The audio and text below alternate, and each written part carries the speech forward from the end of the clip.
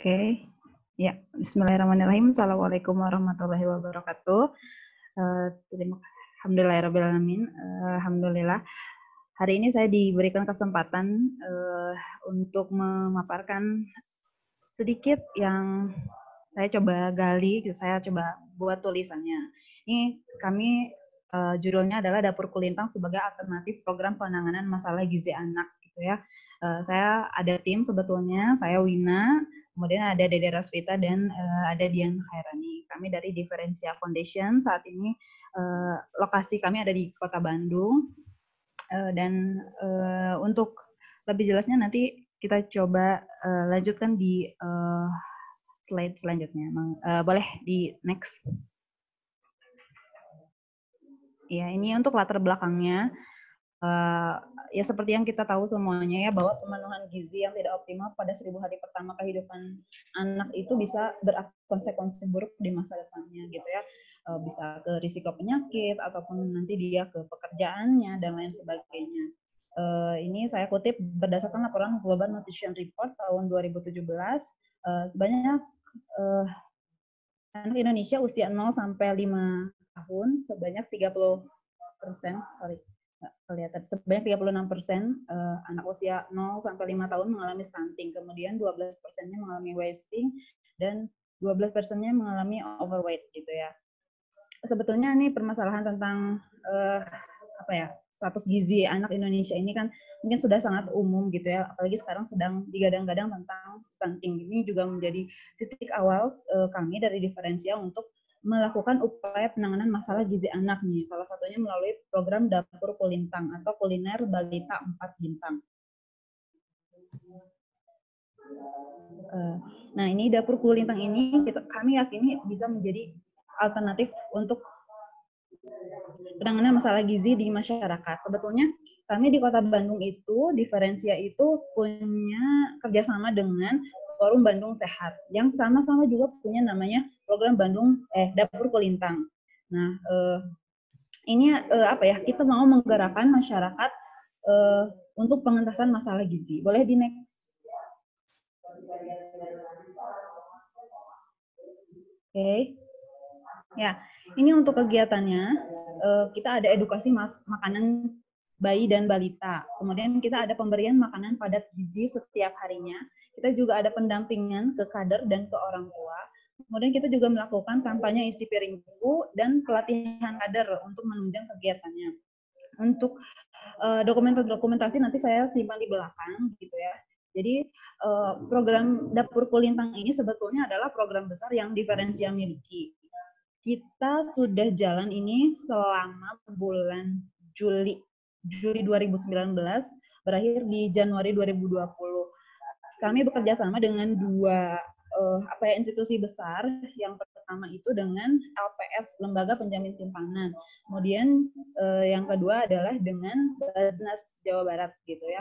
Nah, ini adalah programnya pemberian makanan setiap harinya untuk anak gitu ya, anak-anak. Oke, boleh di next. Ya, tujuan penelitiannya ini sendiri, kalau saya hanya mau melihat bagaimana sih gambaran status gizi anak ini dalam program Dapur Kulintang yang diselenggarakan Differentia Foundation. Apakah benar ini dapat menjadi sebagai alternatif penanganan masalah gizi anak? Kemudian next, boleh.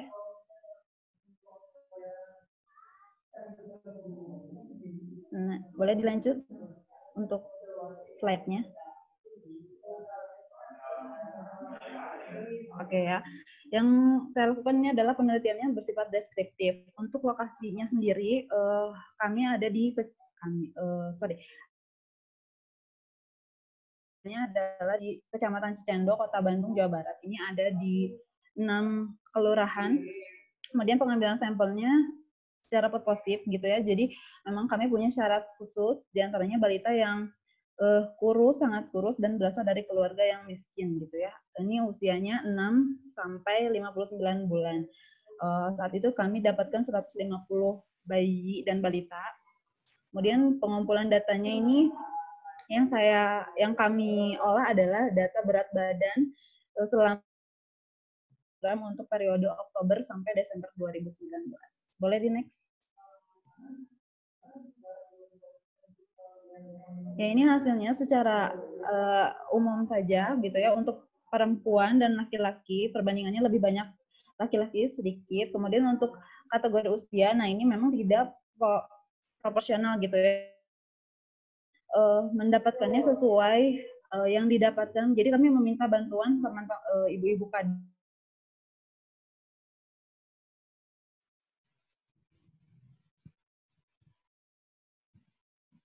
Halo Mbak Wina. Halo Mbak Wina, maaf suaranya terputus. Oke, ya sorry, mohon maaf ya. Tadi kayaknya keluar dulu sebentar. Baik, minta tolong Ya, diulang siap. lagi. Oke ya, ini kita lanjut ya. Jadi untuk hasilnya saya coba bandingkan untuk jenis kelamin, lebih banyak anak laki-laki, sedikit gitu ya selisihnya. Kemudian untuk dari segi usia, itu didominasi oleh anak-anak berusia balita ya, 24 sampai 59 bulan gitu. Untuk bayinya juga sedikit, umur paling muda itu 9 bulan. Boleh di next?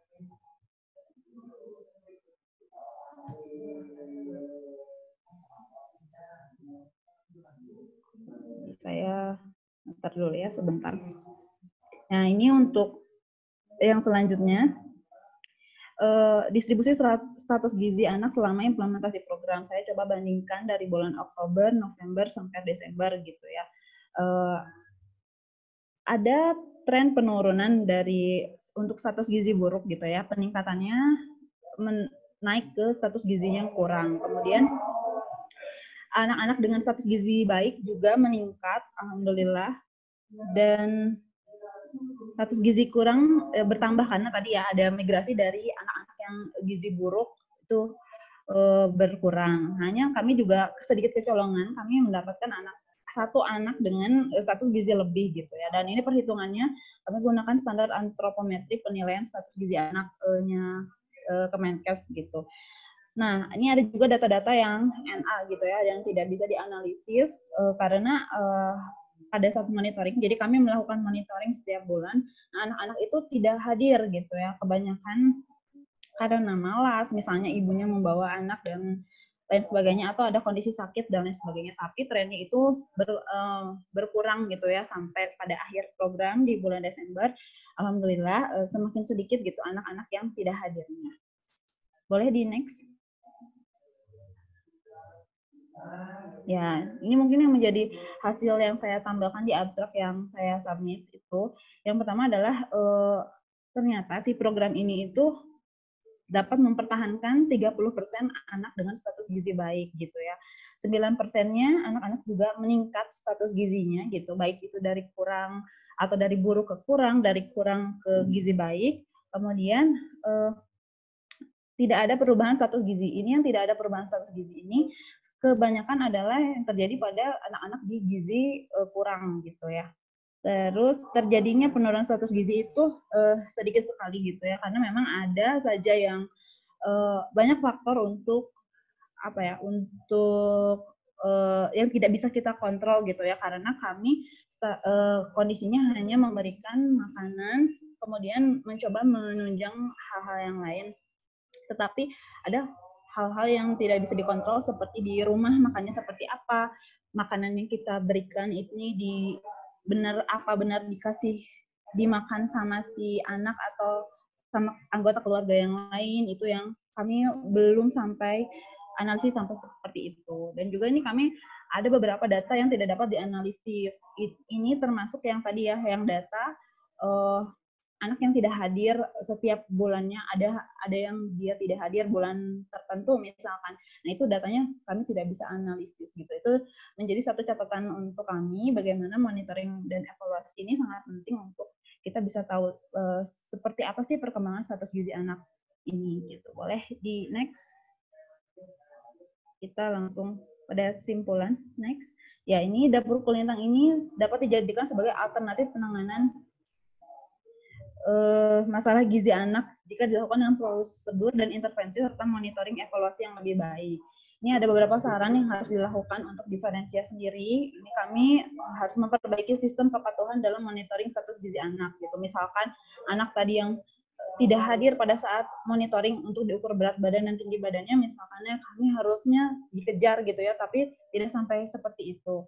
Karena memang kami juga mengandalkan kader-kader di lapangan yang sukarelawan gitu. Kemudian meningkatkan upaya promotif, terutama kampanye menu 4 bintang dan pentingnya pemenuhan gizi 1000 hari pertama kehidupan bagi orang tua, bayi, dan balita, serta melibatkan lebih banyak stakeholder dan tokoh masyarakat lokal dalam berbagai aksi sosial kesehatan.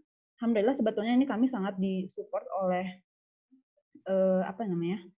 oleh stakeholder gitu, dari kelurahan, dari kecamatan dan lain sebagainya, dari puskesmas gitu.